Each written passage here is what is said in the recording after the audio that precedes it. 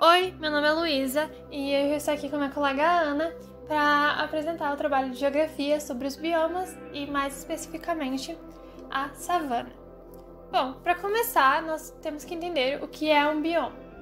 Bom, no planeta Terra existem diferentes tipos de formações vegetais que ocupam grandes áreas. Cada uma tem suas próprias particularidades que a diferenciam das outras. E esse fator é o maior elemento para classificar um bioma, que por sua vez, um bioma seria um sistema em que o solo, relevo, fauna e demais elementos da natureza interagem entre si, formando uma só cobertura vegetal. Ou seja, os biomas apresentam uma homogeneidade de características em um tipo de formação vegetal. Falando agora um pouco sobre as savanas em específico e algumas características, as savanas elas são uma cobertura vegetal caracterizada pela predominância de vegetação rasteira, ou seja, gramíneas, arbustos e ervas, e existem apenas algumas árvores espaçadas umas às outras. É um bioma geralmente plano, encontrado no continente africano, americano e Oceania. O clima que predomina é o tropical, contendo duas estações, uma seca e outra úmida. Como se localiza na região intertropical, a incidência de sol é muito grande, então a temperatura média anual é de 22 a 24 graus, porém, em alguns lugares pode chegar até 40 graus nas estações mais quentes. Falando agora um pouquinho sobre a fauna das savanas é muito diversificada, indo desde pequenos répteis, aves e roedores, até animais de grande porte, como elefantes e girafas. Mas como essa diversidade é muito grande, agora eu vou falar algumas espécies que também tem. Seriam elas a anta, tamanduá, ariranha, capivara, lobo-guará, leão, antílope, rinoceronte, javali, lebre, veado, cervo, zebra, entre vários outros. Então a biodiversidade é realmente muito grande na savana. Quanto à flora, como eu falei um pouquinho anteriormente, é uma vegetação bem rasa, com a presença de poucas árvores. Normalmente é composta por grama, capim e ervas. As poucas árvores que se encontram no bioma são geralmente acácias, baobá, árvores de garrafa e eucalipto. No entanto, não são todas as savanas que apresentam as mesmas características ou que são iguais.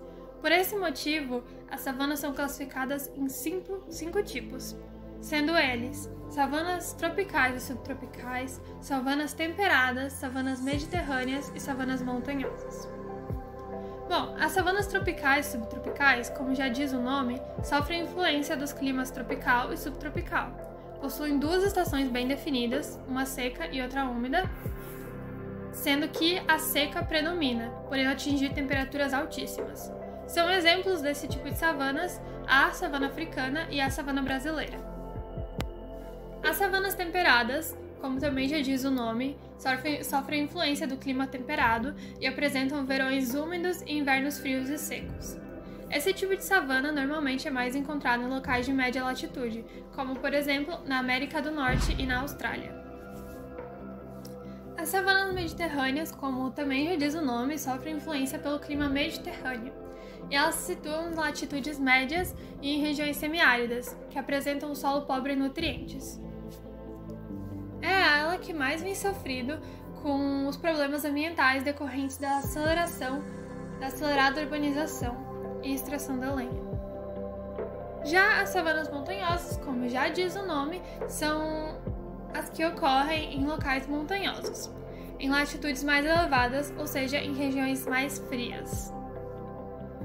Agora, só para fechar um pouquinho essa parte, vou falar um pouquinho sobre a savana brasileira e a savana africana, já que seriam as mais famosas que nós conhecemos. A savana no Brasil é conhecida como cerrado, sendo um dos biomas com mais biodiversidade e também um dos mais ameaçados atualmente, já que grande parte do seu território está degradado e as diversas espécies que moram lá estão em risco. Já a savana africana, ela é a mais conhecida de todas. Nós podemos destacar até a de Serengeti, que é uma região da África que é muito conhecida por sua biodiversidade e principalmente por apresentar diversos animais nas savanas. E o grande diferencial da savana africana que ela ficou muito conhecida são pelos animais de grande porte, como os elefantes, girafas e leões, assim se distinguindo das outras no mundo. Então, agora vou passar para a Ana para falar a outra parte do nosso trabalho. Agora eu vou falar um pouco sobre a interferência humana no bioma da savana. Várias porções desse bioma são utilizadas para o desenvolvimento de pastagens e agricultura.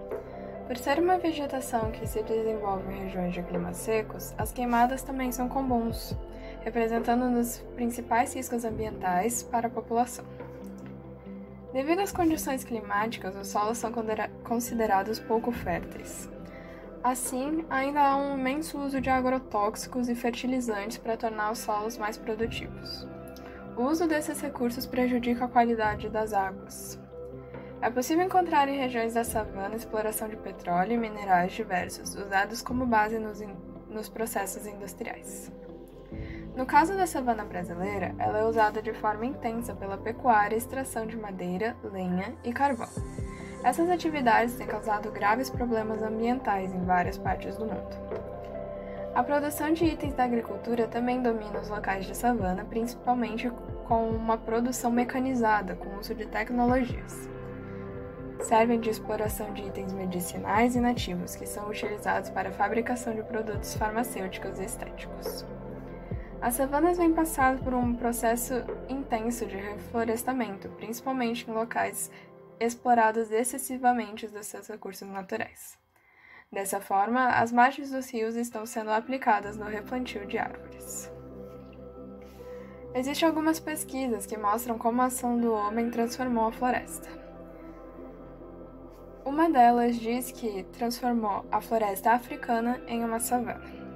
Pesquisadores identificaram que há 3.000 anos a ação humana provocou mudanças significativas na floresta tropical da África Central, que foi rapidamente substituída por savanas.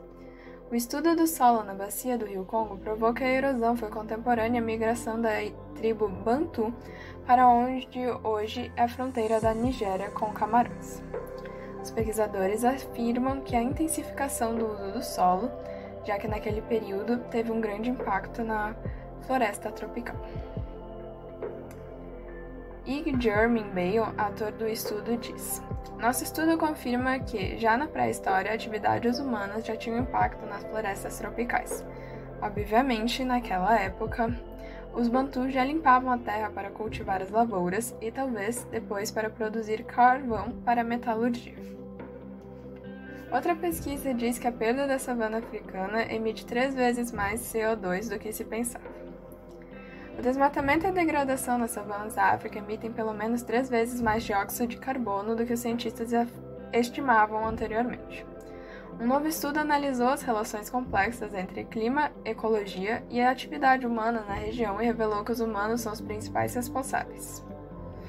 Produção de combustível, principalmente na forma de carvão para cozinhar e aquecer, é a maior causa dos índices de desmatamento e degradação em um dos principais ecossistemas do mundo, as florestas africanas de Miombo, que possuem um alto índice de diversidade de espécies e cobrem 2,5 milhões de quilômetros quadrados em países como Angola, Zâmbia, Tanzânia e Moçambique.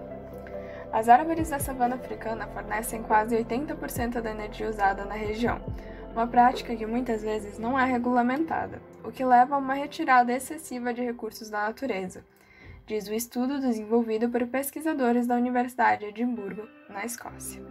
O estudo também observou que, ao mesmo tempo que as árvores estão sendo derrubadas, cresce o número de novas árvores em áreas remotas das florestas, longe de influências humanas, o que ajuda a recompensar nas emissões.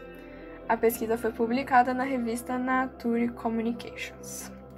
Esse foi nosso trabalho, espero que tenham gostado. Até mais!